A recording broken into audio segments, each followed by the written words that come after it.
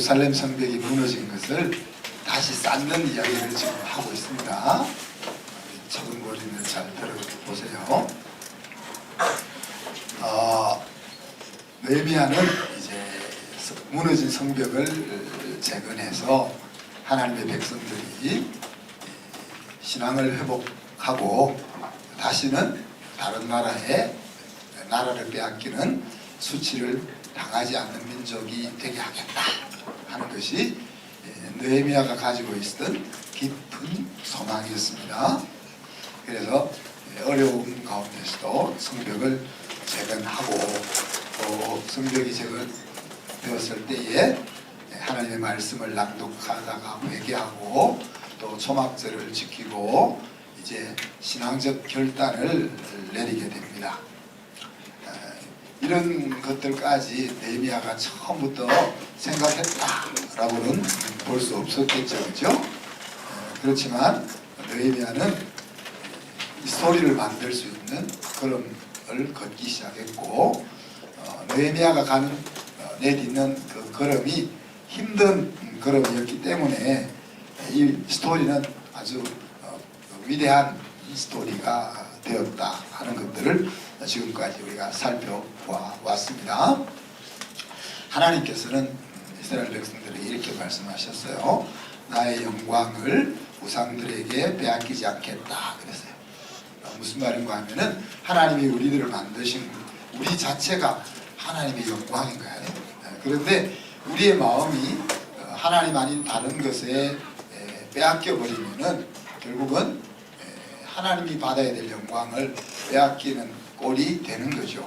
그런 일을 하나님은 이 땅에서 절대로 일어나지 않게 하겠다 하는 것이 하나님의 마음이었어요. 얼마나 감사한 일입니까, 그죠? 우리가 잘못 살면은 그래 난 너 버리고 다른 사람을 내 자녀로 내 백성으로 삼을 거야 이렇게 말씀하지 않고, 우리가 잘못된 길로 가면 딱 붙잡아서 절대로 잘못된 길로 가지 않도록 붙잡겠다 그런 마음을 하나님은 먹고 계시니까 얼마나 감사한 일이겠어요, 그죠? 그렇지만 감사합니다 하는 것에 머물러 있으면 안 된다는 거예요. 하나님께서 가지고 있는 그 깊은 소망의 자리로 나아가야 한다는 이야기예요. 자, 우리가 하나님을 만났다는 것은 샘 곁에 심겨 나무가 되었다 하는 것과 같은 의미입니다. 사막에 나무가 심겨져 있으면은 얼마 있지 않으면은 메말라서 죽게 되겠죠. 그런데 하나님을 만나기 전에 우리는 마치 광야에 심겨져 있는 나무와 같은데, 우리가 하나님을 만나는 것을 통해서 오아시스 옆으로 하나님이 나무를 뽑아다 심어놓은 것과 같다라고 이야기했죠. 이런 것을 새 판을 짜주셨다 하는 이야기입니다. 광야에 심겨져 있으면 아무리 노력하고 애를 써도 풍성한 열매를 맺기가 어렵잖아요, 그렇죠? 그렇지만 오아시스 옆에 딱 심겨져 있으면은 양분만 잘 빨아먹으면 좋은 열매를 맺을 수 있다는 이야기예요. 우리는 이제 요즘 축구 감독 선임하는 것 때문에 문제가 많죠. 우리가 2002년에 월드컵 우리나라에서 개최했었는데 그 당시까지 요즘도 비슷하지만 우리 한국 사람들의 머릿속에는 야, 우리는 체력은 좋은데 기술이 좀 안 돼 이런 생각을 가지고 그런 생각을 가지고 있었어요. 근데 히딩크 감독이라는 사람이 딱 와가지고 아니야, 너희는 기술은 좋은데 체력이 안 돼 그렇게. 그래서 5대0, 5대1 이렇게 되면서 몇 년 동안 한 것이 체력을 키우는 거예요. 그래서 90분 동안, 전후반 90분 동안 열심히 부지런히 달릴 수 있는 체력을 키우는데 집중했어요. 그리고 나서 이제 4강에 가는 놀라운 일이 일어난 거죠, 그죠? 이렇게 히딩크 감독이 체력을 키우기 위해서 90분 동안 열심히 달려도 지치지 않을 그런 포맷을 만드는 것을 판을 짜는 거다라고 말하는 거예요. 우리 국가대표 감독을 데리고 아무리 노력하고 열심히 해도 될 수 없는 길을 가고 있는 것하고, 이제 이 체력이 90분 동안 열심히 달릴 수 있는 체력을 키워놓은 상태하고는 시합에 임했을 때 결과가 다르다. 이처럼 우리가 뭔가 달려가면은, 그 길로 달려가면 될 수 있는 길을, 플랜을 만드는 것이 판을 짜는 거예요. 그래서 우리가 열심히 사는 것보다 더 중요한 것이 그 판을 짜는 거예요. 근데 많은 경우에 열심히 사는 그것에만 집중을 하고, 이 길로 열심히 달려가면 그 골대가 어딘지, 목적지가 어딘지 하는 것을 잘 생각을 못하는 거예요.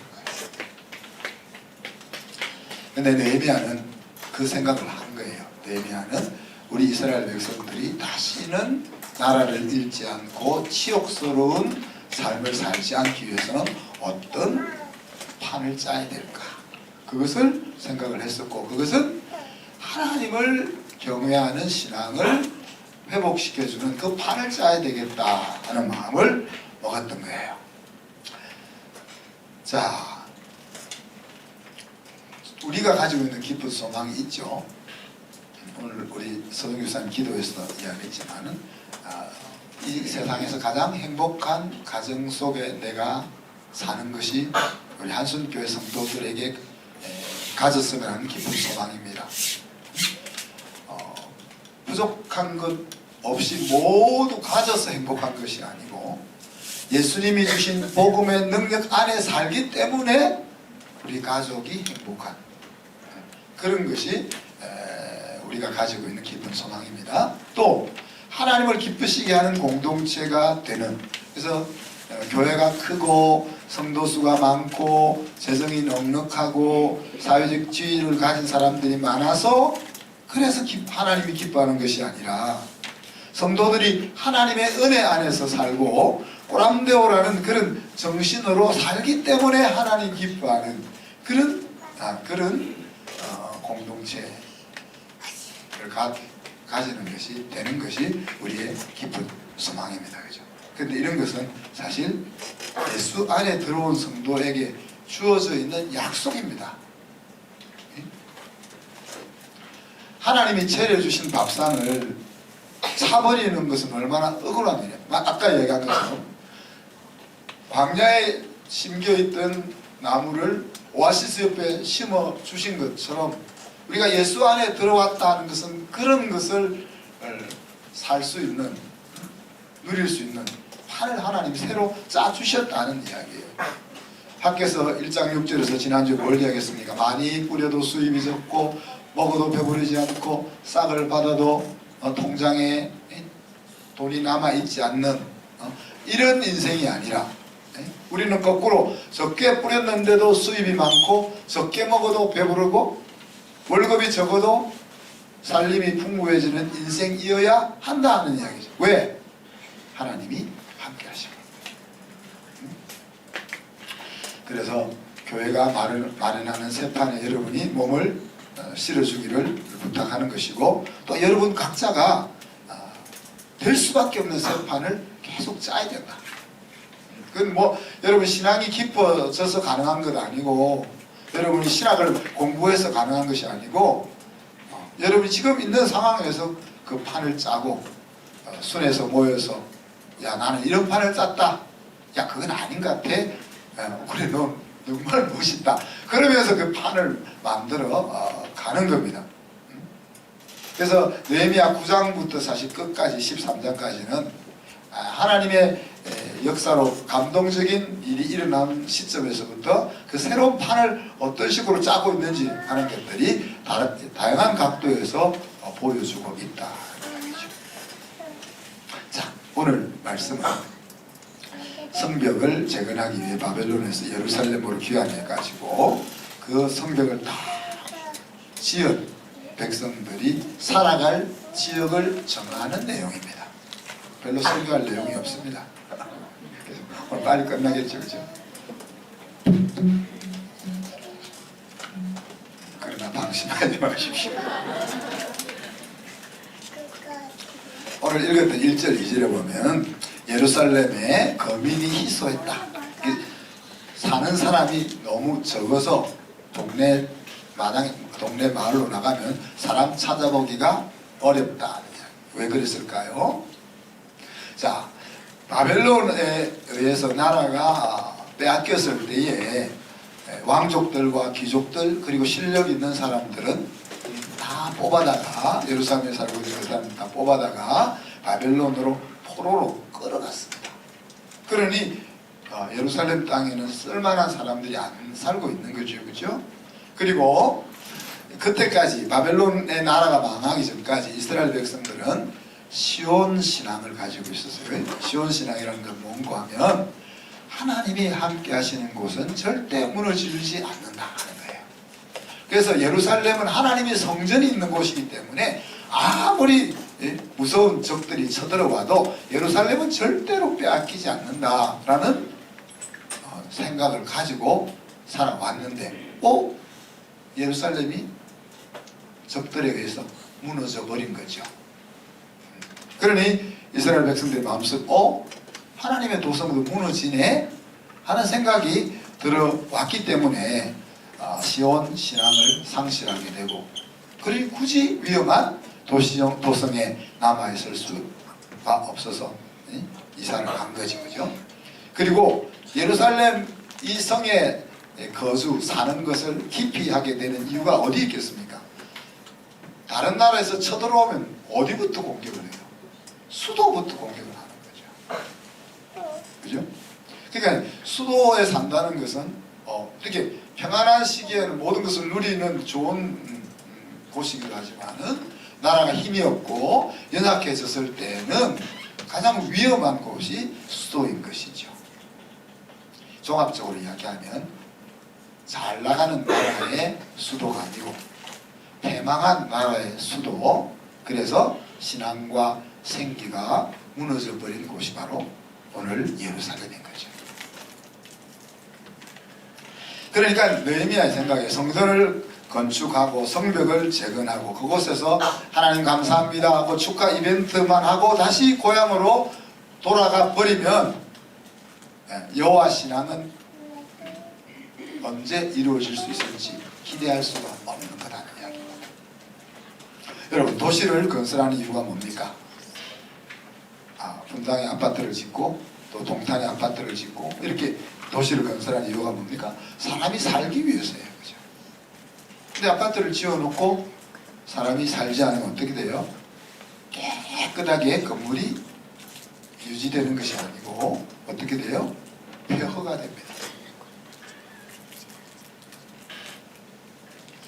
벌써 요즘 카페가 우리 주중에 안 하잖아요. 제가 어제 내려가 봤더니 쑥쑥해. 매일 와서 애들이 북적거리고 할 때 지저분하고 막 그렇잖아요. 그런데 이제 애들이 안 오고 쉬고 있으니까 깨끗해야 되는데 쑥쑥해요. 사람이 안 쓰니까. 자, 땅의 가치가 평가되는 방법이 두 가지가 있습니다. 하나는 그 땅에서 얼마나 많은 것을 생산할 수 있냐 하는 재화를 만들어낼 수 있는 그 능력에 의해서 땅값이 정해지는 거죠, 그죠? 근데 또 하나는 뭘까요? 또 하나는 그 땅에 사람이 얼마나 많이 왕래하는 곳이냐 하는 것에 의해서 땅값이 형성됩니다. 그래서 여기 땅값은 지금 1200만 원.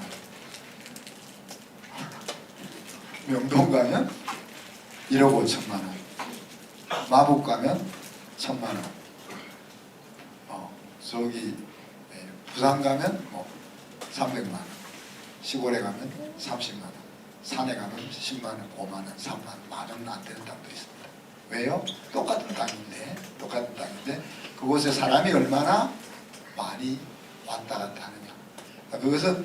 그것이 재화를 만들어낼 수 있는 가능성이 얼마나 있느냐 하는 것에 의해서 평가된단 말이에요.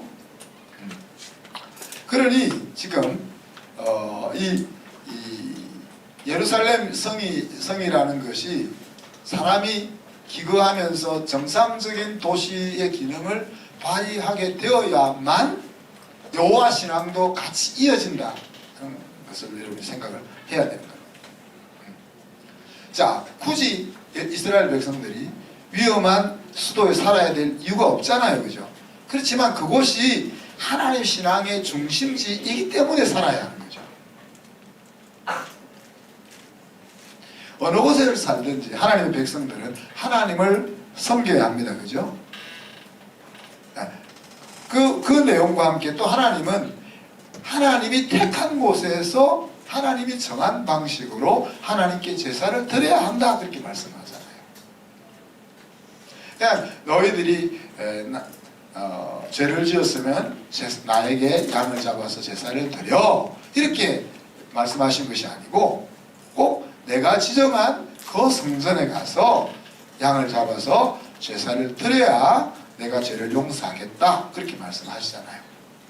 그렇다고 그러면 브엘세바에서는 하나님 안 섬기고 예루살렘에 왔으면 제사를 드려야 하는가? 그건 아니면서도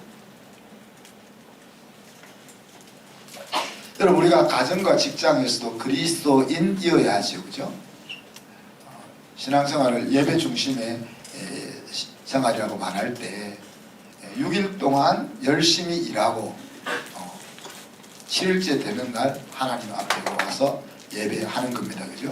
그러니까 하나님 앞에 예배한다는 것은 주일날 예배 드리는 자리를 빠뜨리지 않고 예배를 잘 참석하면 되는 것이 아니고 월요일부터 토요일까지 하나님을 마음속에 품고 가정에서나 직장에서 열심히 살다가 그 살았던 열매를 가지고 주일날 예배를 드리러 나오라는 이야기입니다. 그래서 자, 그러니까 우리가 가정과 직장에서도 6일 동안 우리가 그냥 그리스도인이어야 한다는 이야기예요. 그러면서 주일에는 예배로 하나님의 자녀인 것을 보여야 한다는 이야기입니다. 예배는 은혜를 받기 위한 자리가 아니라는 겁니다. 물론 예배를 통해서 우리가 하나님의 은혜를 받지만 하나님이 또 은혜를 주시기도 하지만 예배의 근본적인 목적은 우리가 하나님의 자녀라는 것을 보이는 자리인 거예요. 하나님이 내 아버지고 내가 그분의 자녀라, 하나님이 내 왕이고 내가 그분의 백성이다 하는 것을 증명하는 자리라는 거예요. 그리고 하나님에게 내 인생의 승리와 승패가 달려있다 라고 생각하는 것을 행동으로 나타내는 자리가 예배 자리라는 거예요.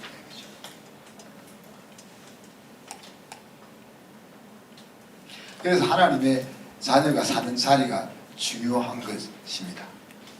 그렇죠? 우리가 예배드리는 이곳만 중요한 것이 아니고 우리가 살고 있는 가정, 우리가 일하고 있는 일터, 그곳이 중요합니다. 왜? 그곳이 바로 하나님의 나라이기 때문에 그렇습니다. 우리는 그곳을 통해서 생육하고 번성하고 땅에 충만하라고 하신 사명을 수행합니다. 그죠? 그렇게 해서 하나님의 가치가 영향력을 실제로 미치는 세상을 만드는 것, 그것이 우리 인생이 복된 삶으로 나아가는 것이고 또 내 옆에 있는 사람들에게 복된 길을 제공해주는 길이 되는 겁니다. 자, 그런데 오늘 총독 느헤미야가 마련한 방안은 뭡니까? 이 예루살렘의 인구가 적어서 이런 문제가 발생하니까 예루살렘에 적정한 인구를 살게 하는 안을 마련하는 거죠. 그렇죠? 그래서 하나님의 도성의 역할을 제대로 감당할 수 있게 만들고자 하는 겁니다. 그래서 오늘 읽었던 본문에 보니까 백성의 두목들, 그 지도자들이 먼저 앞장섭니다. 이 위험한 일을 그래서 주민들이 없는 주민들이 희소한 이 자리에 야, 우리가 여기에 살자 앞장섰다는 얘기죠. 이것이 이제 하나님 나라 문화의 특징입니다. 자, 지도자들은 나름대로 힘을 가지고 있기 때문에 힘든 자리는 안 갈 수 있잖아요. 야, 야, 내가 죽으면 누가 나를 다스려? 그래, 내가 나를 몸을 살려서가 아니라 너희들을 위해서 내가 안전한 곳에 있어야 되니까. 지금 세종시처럼 서울은 북한이 쳐들어오면 금방 넘어질 수 있으니까 우리는 세종시에 있을 테니까 너희들이 좀 서울을 지켜줘. 이게 아니고, 그래, 내가 이 서울에 남아서 북한군이 쳐들어오면 내가 제일 먼저 싸울게. 이렇게 하는 것이 하나님 나라 문화라는 이야기. 세상 문화는 자기가 가지고 있는 힘과 그 권력을 사용해서 어떻게 하면 더 찾아먹을 수 있는가, 더 안전할 수 있는가, 더 피할 수 있는가, 이런 것을 찾는 거지만은 하나님 나라 문화는 지도자일수록 더 그 위험 속으로 달려가는 거라는 이야기죠. 하나님 나라는 희생과 수고와 섬김과 사랑을 통해서 권위를 얻는 문화고, 그래서 저와 여러분이 나는 지도자다, 나는 일꾼이다 라는 생각을 한다면 우리는 뭐 해야 돼요? 더 많이 사랑해야 되고, 더 많이 수고해야 되고, 더 많이 양보해야 되고, 더 많이 섬겨야 되는 것입니다. 그리고 사람이 나의 그 섬김과 나의 수고를 알아주는 것에 개의치 않고, 몰라주든 알아주든 거기에 마음을 두지 않고, 내가 다른 사람을 위해서 수고하고 양보하고 희생하고 섬길 수 있다는 그 자체를 훈장으로 생각하는 사람이 하나님 나라의 일꾼이고 지도자다 하는 이야기죠. 그리고 두 번째는 제비를 뽑습니다. 사다리 타가지고 아이스크림 사 먹는 것처럼 제비를 뽑는 겁니다. 제비를 뽑으면 공평하잖아요. 네? 자, 제비를 뽑아서 백성의 10%는 예루살렘에 살게 하자, 이라는 거예요. 다 예루살렘에 살기를 무서워하니까. 근데 지도자들은 자기들이 지도자니까 앞장서서 했지만은 백성들 중에 엄마들이 그렇게 이야기하잖아. 얘야, 넌 항상 많은 사람이 가는 곳에 서라, 그러잖아, 그지? 애들한테 모를 때는 많은 사람이 가 있는 곳에 있어, 모를 때 손 들고 이러지 말고, 그런 교육을 받았기 때문에 하고는 싶은데 예루살렘에 살겠다고 자원하기는 약간 쭈삣쭈삣 하고 있는 사람들이 있잖아요. 그런 사람들을 위해서 마음에는 있는데 나설 용기가 없는 사람을 위해서 뽑기를 시킵니다. 그래서 순종할 수 있는 예루살렘에 그 거주함으로써 하나님 나라 스토리를 만들어 갈 수 있는 일에 참여할 수 있는 기회를 제공하고 있는 겁니다. 그리고 세 번째는 이렇게 자원한 사람들을 위해서 온 백성들이 다 일어나가지고 이 자원한 사람들을 축복하며 기도하게 만드는 거죠. 우리가 이제 잠깐 자기를 딱 뽑으면 여러분 어떤 마음이 들어요? 아이고 안 됐다, 그런 마음이 들어요. 부러워, 그러면 내가 뽑히고 싶은데 제가 뽑혔네, 그런 마음이 들어요. 어떡하냐, 이런 마음이 들어요. 그러니까 이 백성들의 마음속에 야, 쟤는 뽑혀가지고 참 불쌍하다, 이런 마음이 아니고 야, 쟤가 뽑히다니 너무 부러워, 이런 마음이 들 수 있는 분위기를 백성들 가운데 만들고 있는 거죠. 그러면서 오늘 3절부터 읽지 않은 19절까지는 지원해서 정착한 사람들의 명단을 소개합니다. 유다 백성 468명, 이들은 유다 남쪽 예루살렘 남쪽으로부터 32마일까지 해서 브엘세바까지, 브엘세바에서 성 남쪽에 있는 흰놈의 골짜기까지 골고루 분포하게 만들었다 그랬습니다. 유다 백성들이 유다 족속들이 리더십이 많이 있으니까 리더십이 있는 사람들이 예루살렘뿐만이 아니라 예루살렘 남쪽으로 광범위하게 펼쳐져서 나라를 보살피는 그 일을 감당하게 하죠. 그리고 또 68명, 유다 자손 68명 용사 68명은 특별히 예루살렘에 거주하겠다. 예루살렘은 아까 얘기했지만 항상 외적이 쳐들어오면 그곳이 위험한 곳이기 때문에 싸움 잘하는 용맹스러운 사람들을 예루살렘에 남겼다는 거죠. 그리고 베냐민 집합 928명, 이들은 유다 북쪽으로, 예루살렘 북쪽으로 있겠고, 제사장 1192명, 레위인 284명은 성전 봉사하는 사람들이니까 성전 언덕 남쪽 옆에 마을에 기거하게 했고, 또 성문을 지키는 문지기들 172명까지가 소개되고 있습니다. 그런데 지금 예루살렘 인구가 한 100만 명 정도 되거든요. 그런데 이 1세기나 이 당시 1세기가 한 BC 4세기 전이잖아요. 이 당시는 적게는 10,000명 정도, 많아봤자 5만 명이 안 되는 그런 인구가 살았을 것이다, 그렇게 생각합니다. 근데 이제 10,000명, 5만 명 이러니까 여러분 우습게 여기는데, 이제 그 옛날 고대 역사 책들을 보면요, 1000명 대군을 이끌고 그런 표현이 많이 나옵니다. 그러니까 그리스 이쪽 그때 도시국가 시대에 보면 작은 도시국가는 인구가 2만 명, 보통 도시국가 하나, 나라 하나가 5만 명, 큰 나라가 20만 명 정도 되니까 몇천 명이 대군일 수 있는 거예요. 우리나라처럼 중국처럼 100만 대군을 수나라 장군이 왕이 이끌고 우리나라를 침략하고 그런 것만 듣다가 500명 대군을 이끌고 이런 말이 우습게 들리겠지만 도시국가라는 것을 여러분이 감안하고 들으셔야 되겠습니다. 그런데 이제 여기에 언급한 명단이 그래봤자 몇 명 안 되죠. 몇천 명밖에 안 되잖아요. 그죠? 그래서 역대상 9장에 가보면 그때 이제 돌아와서 성벽을 재건하고 예루살렘에 살았던 지파 중에 에브라임 지파와 므낫세 자손들이 언급이 됩니다. 근데 오늘 이제 느헤미야서에 보면 이 에브라임과 므낫세 자손들이 언급이 없죠. 그러면 이제 여기에 기록되어 있는 명단은 핵심 명단이라고 추정할 수가 있는 것입니다. 자, 그 다음에 이 명단 속에 또 하나 신경 쓸 것은 5대손, 6대손, 7대손까지 언급이 됩니다. 그래서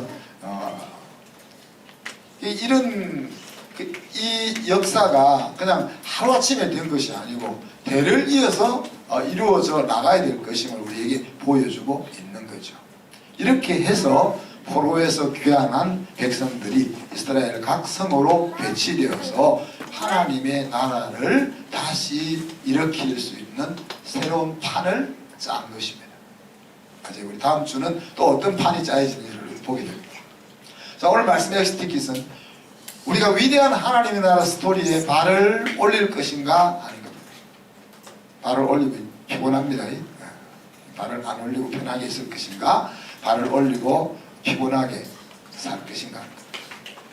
오늘 본문에서 나타난 이야기들은 이스라엘 백성답지 않는 모습입니다.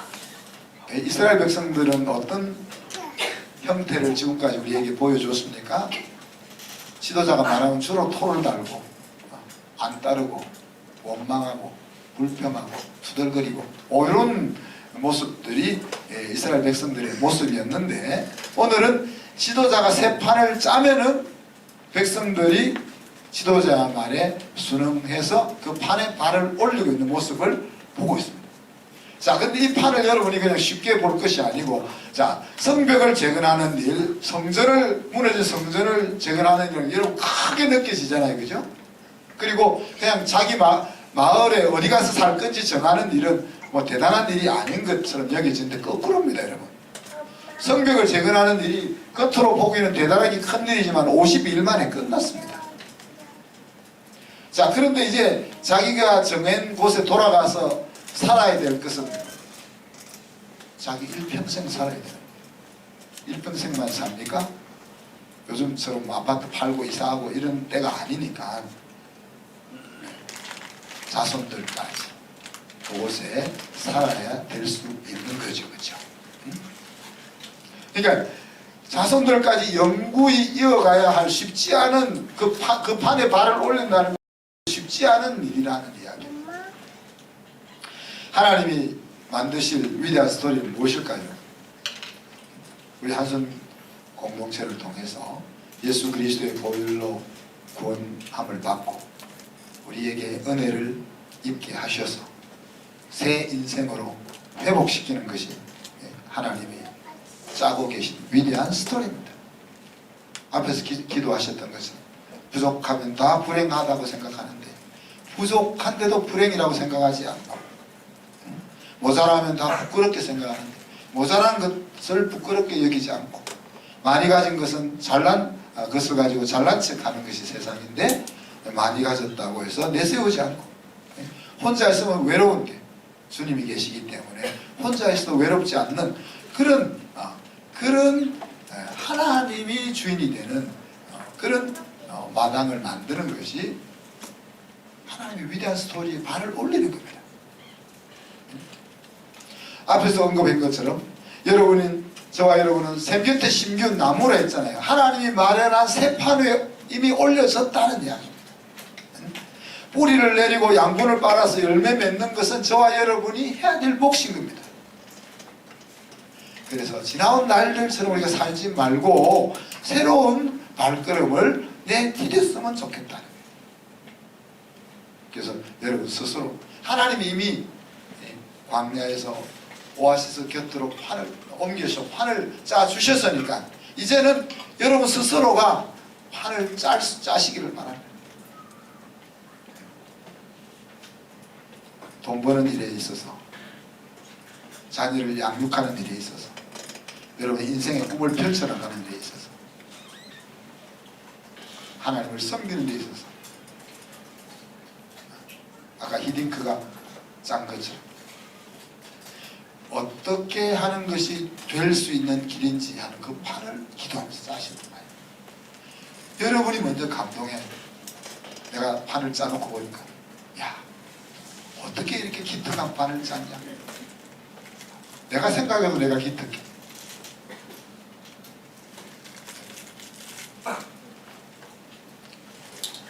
우리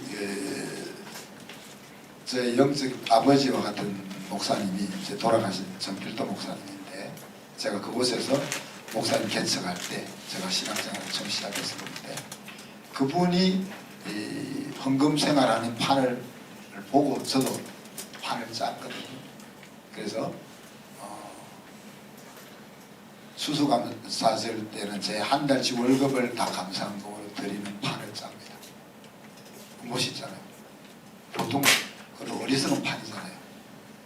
어리석은 판이 한 달 뭐 먹고 사냐. 근데 머리를 한 번만 더 굴리면 내가 그 달치 월급을 다 감사한금으로 바치면 그 전에 하나님이 미리 바칠 거 다 채워주시죠. 통장에 그 전이 11월 전까지 되면은 잔액이 와 이만큼 남아있는 거지. 그래야 그거 바쳐도 되니까. 그런 것이 판을 짜는 거다는 이야기. 내가 죽기 전에 장학금과 구제로 10억을 하나님 앞에 드리겠다. 그렇게 판을 짜는 거예요. 난 빨리 주님 곁에 가고 싶은데 판을 이상하게 짜가지고 빨리 못 가요.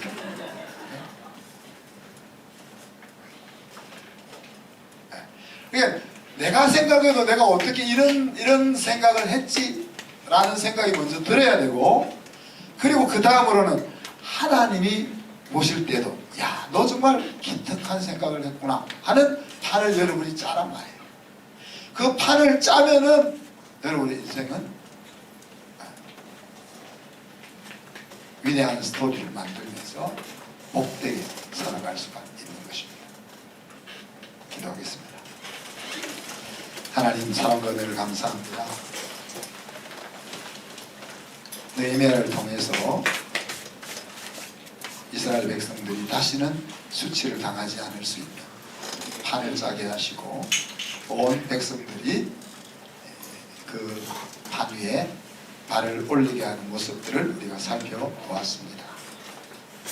이미 하나님께서 예수 그리스도의 십자가를 통하여 우리를 광야에서 샘 곁으로 옮기셔서 승리할 수밖에 없는 판을 짜주심을 우리가 믿게 하시고 그 판 위에서 하나님을 감동시키며 내 마음을 감동시키는 우리 각자의 판을 짤 수 있는 저희들이 되게 하여 주옵소서. 그리하여서 직장에 나가서 사업을 하는 그 하루하루가 힘들지만 재미있고 기대가 되고 가정을 위해서 수고하고 애쓰는 그 수고 속에 하나님의 약속이 담겨있고 우리 아이들을 위하여 기도하는 그 기도 속에 하나님이 이끄실 놀라운 것들을 향한 소망이 담겨있는 그런 신나는 삶을 우리 한순 가족들이 다 살아갈 수 있도록 은혜 위에 은혜를 더하여 주옵소서. 감사드리며 예수 그리스도 이름으로 기도하옵나이다. 아멘.